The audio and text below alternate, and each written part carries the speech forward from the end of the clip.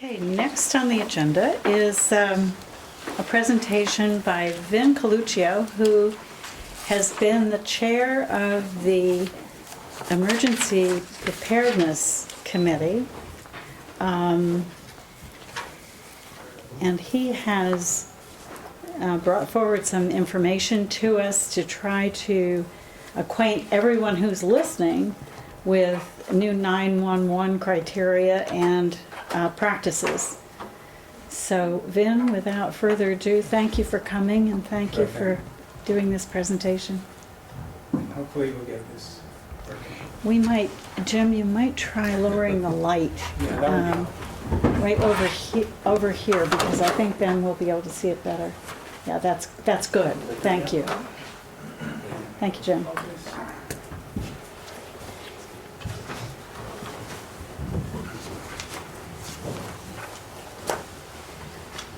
Okay, my name is Vincent Coluccio. I'm the chair of the Disaster Preparedness Committee for the town of Red Hook. And I'm here to talk about what's called the E-911 sign law in Dutchess County. There are two major issues that we need to discuss, and we appreciate this, again, the opportunity to do this now. One is to make sure that our responders get to the incident site immediately as soon as they possibly can. The second is to make sure they get there safely. And those are the issues behind the discussion that we're going to have now. E-911 refers to an enhanced 911 emergency phone network. When we dial we still dial 911, so just forget about the E. All that it's saying is that we have a better phone network than we ever did before. And a couple of the benefits to E-911 is that when a caller calls 911 on a landline, the address and the phone number of the caller is immediately displayed on a monitor within the 911 center at the county level. So right there you have a benefit, because you don't have to have a discussion with the caller and ask, well, where do you live? Are there any things in the community that can help us to get to you and this and that? No, it just shows up right away, and they know exactly where to go, where to send the responders. Also, there's no need to look up different phone numbers for police, EMS, or any of the medical responders, because the person taking the call will know exactly who to send out to the emergency site. So there are many other benefits to the county's new 911 process, which go beyond the scope of what we need to talk about, but it's kind of worthwhile to look at it in the Dutchess County website. It's pretty interesting. You could even use 911 on a cell phone if you know how to do it. But the most important thing is at the bottom, where responders are sent directly to the home or business postal address of the caller. And that's great, except the big problem we have here is that in many instances, the postal address is either not there, or it's not located so that responders could see it, or for a number of other reasons, the responders are left having to go up and down looking for the address. And there's no reason in the world why we should be putting our responders in that situation. And that's what we're trying to do with the E-911 system. So I'll give you a little more detail. By the way, you have the hard copy of my presentation. I just put this up here for the benefit of our attendees here today.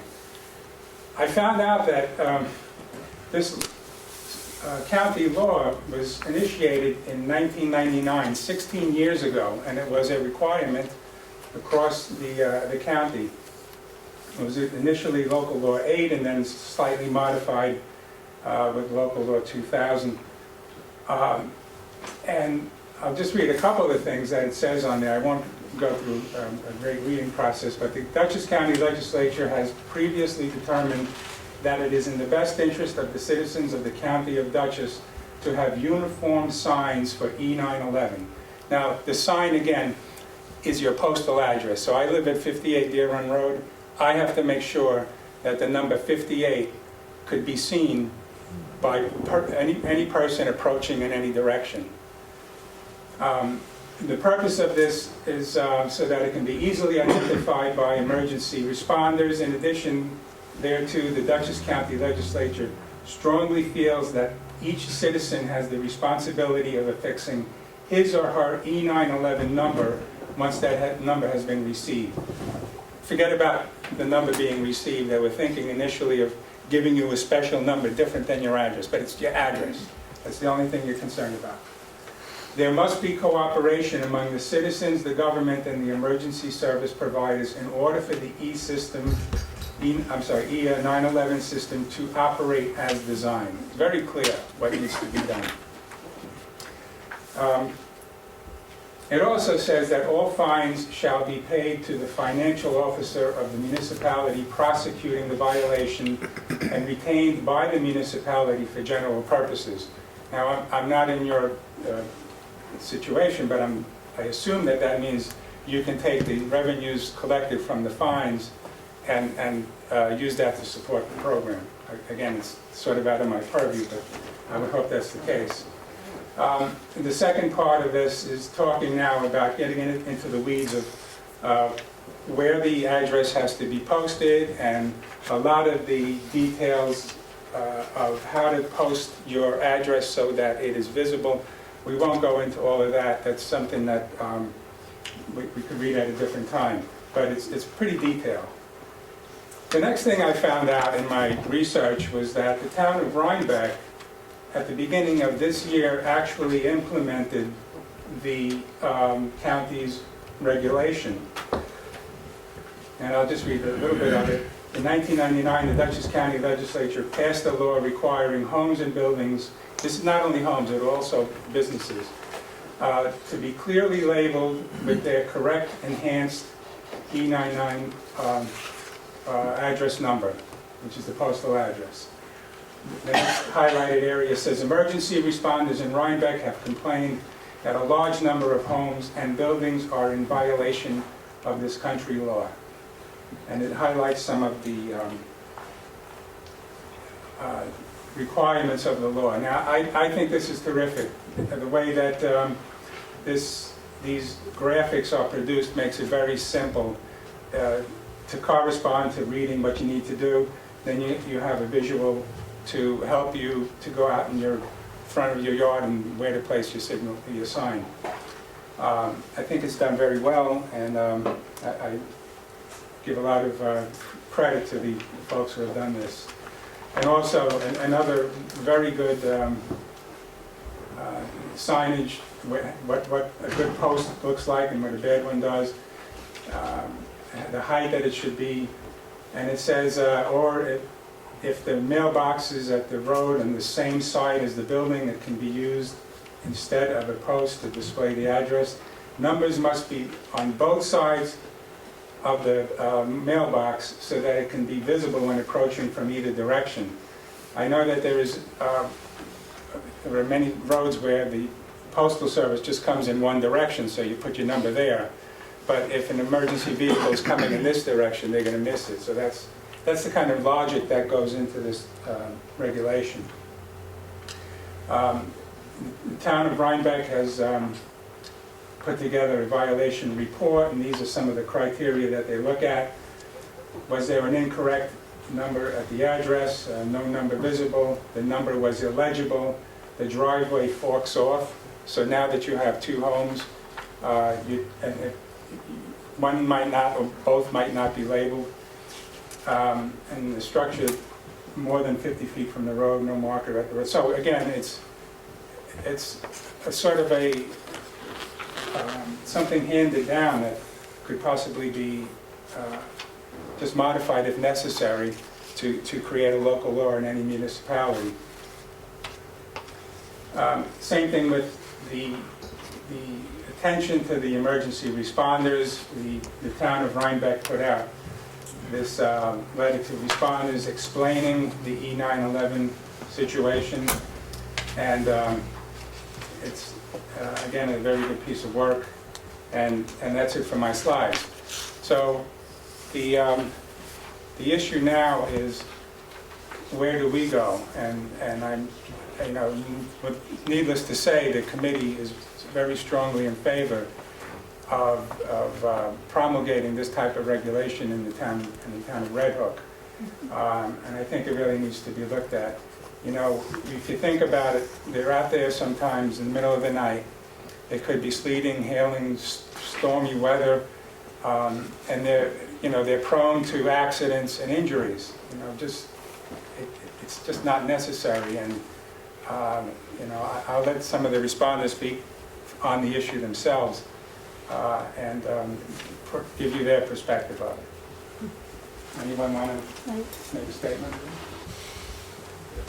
Yeah, the biggest issue that we see as far as fire departments is, like Vin was saying, if you're going down a road, a lot of houses, they'll label the mailbox, but the number's only on one side.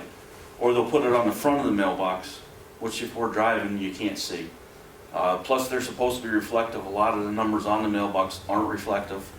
The law states that they have to be reflective in certain size and everything. We run into it a lot, like forked driveways. It'll be at the end of the road or end of the driveway. There'll be two or three mailboxes, whatever. That'll have the numbers on them. We start going in, driveway forks off. If they don't actually label it at the fork, we don't know which way we're supposed to go. So that's wasting valuable time as far as getting the responders to the incident. So that's where I, as a committee member, and I think the whole committee feels that the town should look into some kind of enforcement and or fine system to force people to comply to the law. Do you feel that you put people on notice about this defect?